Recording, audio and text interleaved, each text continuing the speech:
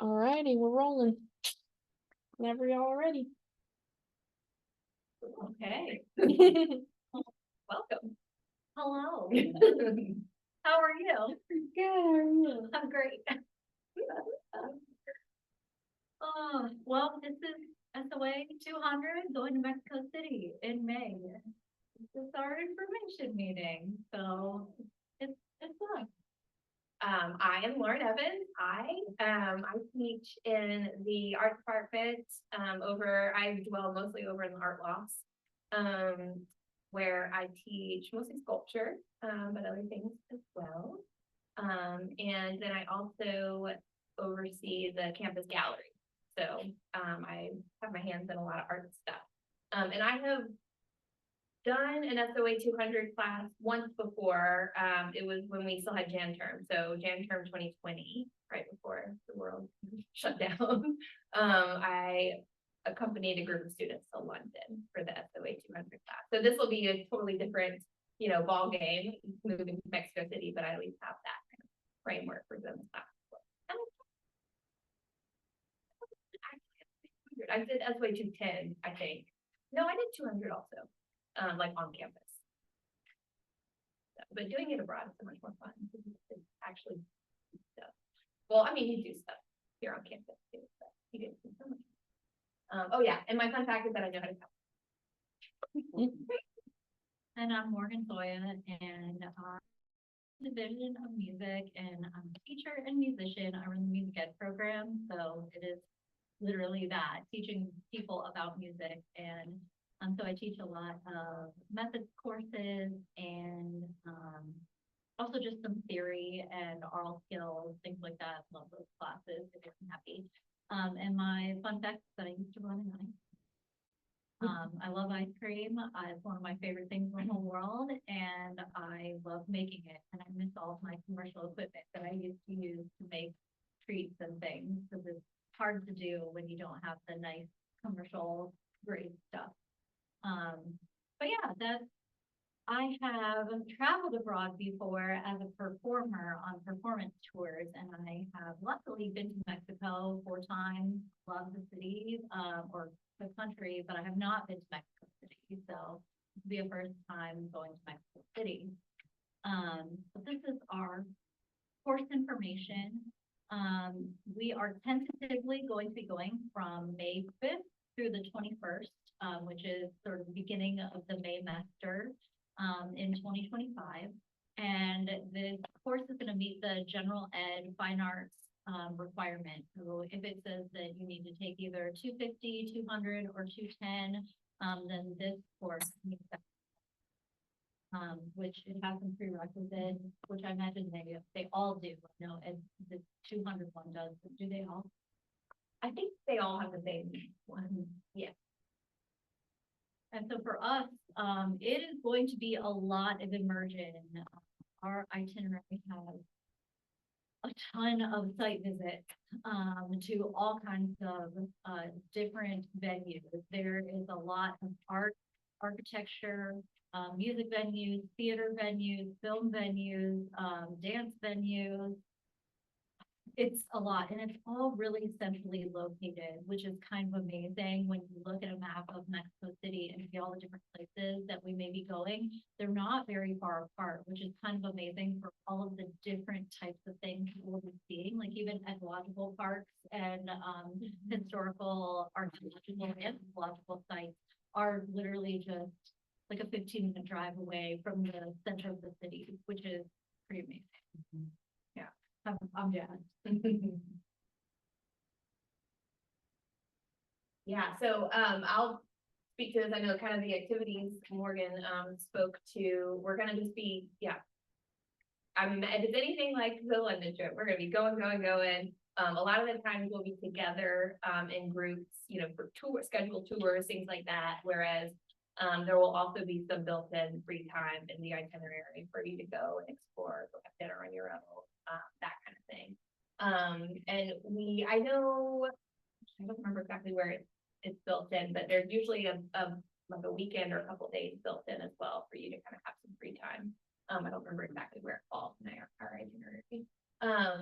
But yeah, so assignments will be mostly like reflections based on events we've been attending and things we've been doing. So an example assignment that I might give might be related to a museum visit where then I ask you to, it'll be more kind of targeted. I know sometimes it might go and explore the museum and speak about something that caught your interest, something very, kind of more general in that regard, but then we might, as we go, have some more targeted assignments where maybe we talk about a certain a noteworthy artist who's important to the place, and then examine their work and their influence. And there's so much art. We'll see murals, throughout, and then we'll see within the museum other artwork made by some of the same artists you'll see out on the streets, and there'll be so many cool things. So most of that will happen within Canvas. You'll have written assignments that then will be in reflection, but it shouldn't be too onerous. Like I would say that the emphasis is going to be on the experience. Reflecting on those things. Yeah. So a sample daily schedule for us, I don't think there's any time when breakfast is not included. I believe at our hotel every single day, there's gonna be, hey, grab some breakfast, and then travel to where it is that we're going, wherever that is. And we're very lucky that we have arranged like a coach for us to take us where we're going. And I know some people get a little bit nervous about, well, we're gonna be in a non-English speaking country. Will I be able to understand the guides?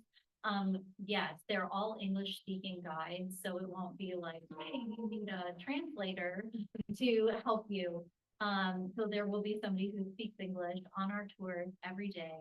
And then an example of a mid-morning thing might be we go to a museum or a gallery or a tour.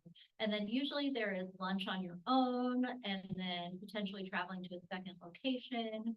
And on days when there's only one thing, it might be that we have breakfast in the morning, have free time up until the evening event, and then we do the evening event. Or it might be, hey, we have breakfast, a daytime event, and then the evening is free on your own. There are a couple days when we have planned like two things where it's like we'll be doing something mid-morning and afternoon, and then the evening as well. But usually there's a lot of free time built into the schedule for you to eat and do what you want to do for at least a couple of hours during most days. So that is what an average day looks like. Our travel days will be slightly different than that. When we arrive, there's like a health and safety orientation that we do. And then, the last day, I think the last day before we travel, there is one visit, and then we head off to the airport and head back home. So a huge part of this, one of the things that I am super jazzed about in like every single way, because I've been to Mexico 4 different times and done a lot of archaeological site visits when I've been there. So I'm super excited about that because most of mine have been geared towards Mayan civilization rather than Aztec civilization. But Mexico City, if you're unaware, was essentially the seat of the Aztec Empire for a number of years. And so there are amazing sites right near the city. So the Museum of Anthropology, the Templo Mayor, the Zocalo, the Teotihuacan archaeological site are really close by. We'll be visiting those. The Chapultepec Castle and Garden are sort of like an interesting mix of, because it's a castle that is like the past and current. And then the Basilica de Santa Maria de Guadalupe is very close by. It's actually really near our hotel.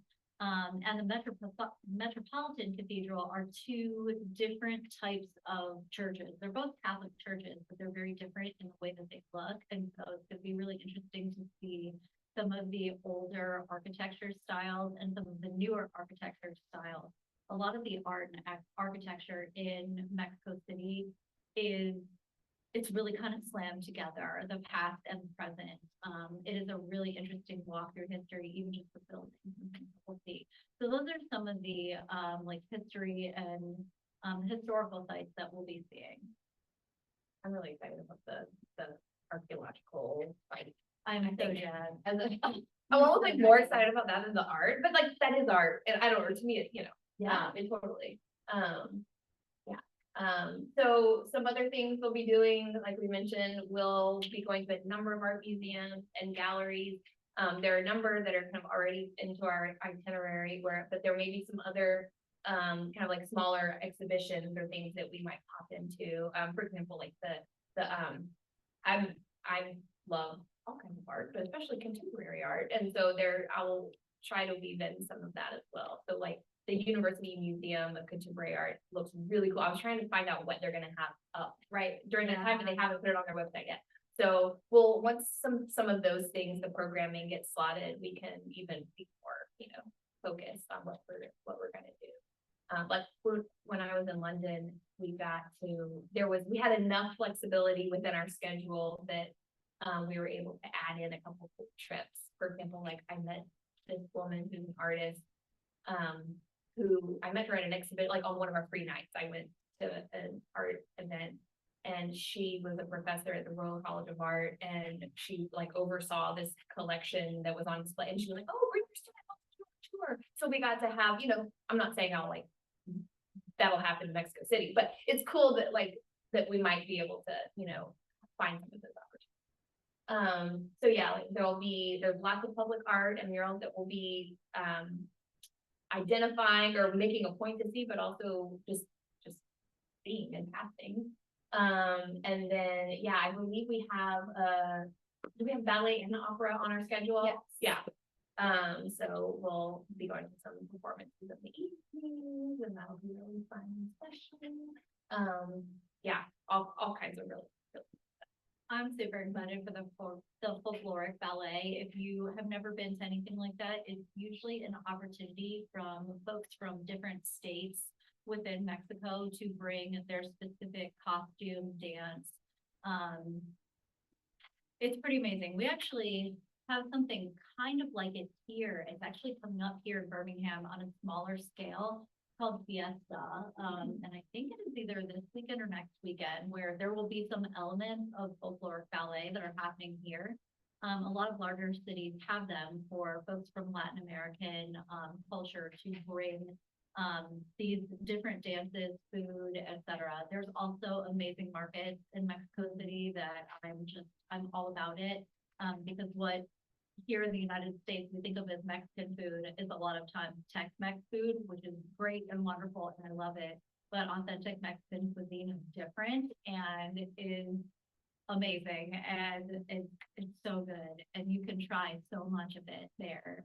At these markets, vendors will typically have like smaller size, like just street food sizes of things where you can just sort of pick and choose what you want to have. I'm so ready. I'm just the shopping market and stuff like that too. I have a friend who owns a vintage clothing store, and she went to Mexico City recently. Like it was like, I think she was like tagging along with her husband on a conference, but then she was also like shopping for her store, and she was posting pictures along the way, and I was like, just at all the markets and all the local, makers. It's so fun. Okay, let's see. So travel information, it depends on where you're flying from, and whether or not you have a direct flight. The flight typically from the Southeast, if you can manage to get direct, it can be around 2 to 3 hours, up to about 5 or 6 hours. Again, it just depends. Do you have a layover? Are you flying direct from wherever you're going to? But there is no time difference. Mexico City is in Central Time Zone, just like us. And so you won't be, 5 hours ahead or 8 hours this way or that way when you're trying to call your family or anything else. Where we are set to stay, somewhere near there, is near the city center. It's near the Zocalo, and most of the attractions that we'll be going to, we won't have to go too far out in any one direction to get where we're going, unless you choose to during any of that free time that you may or may not have. Again, we have coach transportation, English speaking guides are going to be with us. The climate there, people always figure that Mexico close to the summertime is going to be extremely hot. And it can be warm up in the 90s, and it can be dry. But it also gets pretty cold in the evening. People are like sometimes deceived by, but it is a high altitude location. It's mountainous, and so it can get down into the 50s and 60s at night, so people don't always prepare when they pack for that. So it's one of those where it's like you should bring some layers, and hopefully we'll get really lucky and there won't be a lot of rain. As you go through May, it gets to be a little bit rainier. May starts off pretty dry and then gets a little more wet as the month goes on. Into the summer, like July is the wettest month. We're actually going during a really great time, weather-wise. Again, hopefully. And the exchange rate it tends to be pretty good between the United States and the Mexican peso. Right now, when things obviously can change quite a bit between September and May. But right now it's around $20, 20 Mexican pesos per American dollar, which is a really favorable exchange rate if you're going to purchase things when you're there. So your dollar stretches pretty far. Cross breakdown. See the number there. So you'll have your program fee that you pay, but then you'll have some other additional costs. So my understanding is that you're responsible for booking your own airfare. Yeah, okay. So that's, you know, in case you're traveling from, you know, say you live in Texas and you want to fly out of Texas or however, the most direct flight, as well as most of your meals, I guess breakfast is included, let's say. And so that, if you don't have a passport already, you need to grab a passport, and depending on if you need it expedited or not, or whatever fees are associated with that. I know I had an expired passport up until last year, and so I paid the expedited fee. It was totally worth it to do that, just for peace of mind having it. But if you don't have a passport, now is a great time, regardless of whether you go on this trip or any trip. It's a great idea to go and make sure that your passport is going to be valid for the dates of your travel and that you have all your documentation. I know that I also needed to re-up my driver's license right around the time. I was like, I need a valid ID too. And my driver's license is about to expire. It was going to expire right when I got back in the country from where I was traveling. We're going to get that done. So, you know, check all of your documents that you might potentially need. There are certain ones you definitely want to look and see if you have like a card, will that work, or do you need an actual book? And you know, that is always an important thing to check, because some countries don't allow you to travel on a card and some do. Some say you must have a book, you cannot use card, etc. And then some of those non-billable amounts are things that are just kind of up to you. Like if your parents or you have like airfare miles or something, then obviously it won't cost you the same as somebody else if you want to book with that, or depending on how much you want to spend on meals or how much you want to spend on shopping. So that non-billable amount can fluctuate up or down depending on what you have or how you want to do things. Husband lucky because mom used to travel all the time, so a lot of their airfare costs were very, very low because she had a lot of points. So if you have parents that travel or you travel a lot and have those miles, use them. But that is what we have. So if you have questions, there obviously is geo@sanford.edu and the Sanford Abroad office number, and then there's Lauren's email, my email. Do you have any questions? Not right now. No, I don't think so. Okay, great. Well, I'll do a little blip on our application cycle and then we'll close it up. Okay, so for all programs, May, summer, and fall 2025, our application cycle opens at 7 a.m. on October 18th. So 7 a.m. on our website, which is abroad.sanford.edu, you'll be able to go to whatever program description page that you are wanting to apply for. Mexico City is our example, right? You'll click on that, you'll scroll all the way down to the bottom, and there will be a blue Apply Now button. Timestamp for our May and our summer program is much more important than for our semester programs because there is no faculty rec letter, there is no essay or anything like that involved with the May and the summer term programs. So it really is first come, first served. So my best advice to you to increase your likelihood of getting a spot on one of these programs is to apply early. Treat it like class registration. Be on our website at 7 a.m. ready to apply. And our website has all kinds of information about the Mexico City program specifically, but all of our programs. as well as scholarships. We have 3 scholarships available through our office at this time, and they will open on the same day as program applications on October 18th, 7 a.m. The first one is the Go Farther grant, and that is for first-time international travelers. So should going on the study abroad program or any of our programs be your first time traveling outside of the United States, that scholarship is for you.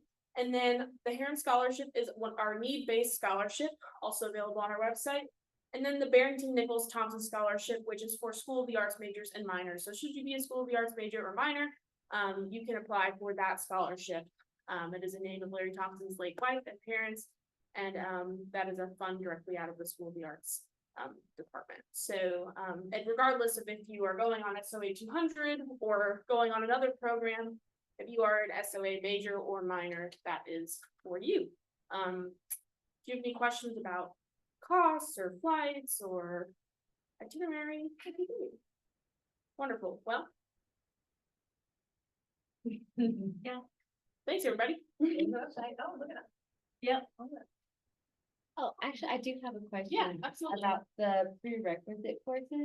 Do you have to have those completed by the time you're applying, or can they? Yeah, just- so the prerequisite courses are just like your freshman, like Yes, Cortex and yeah. seminar. So like you can go, yes, on a May term after the May of your freshman year. Okay. You know, the May of your freshman year. Yeah. Yep.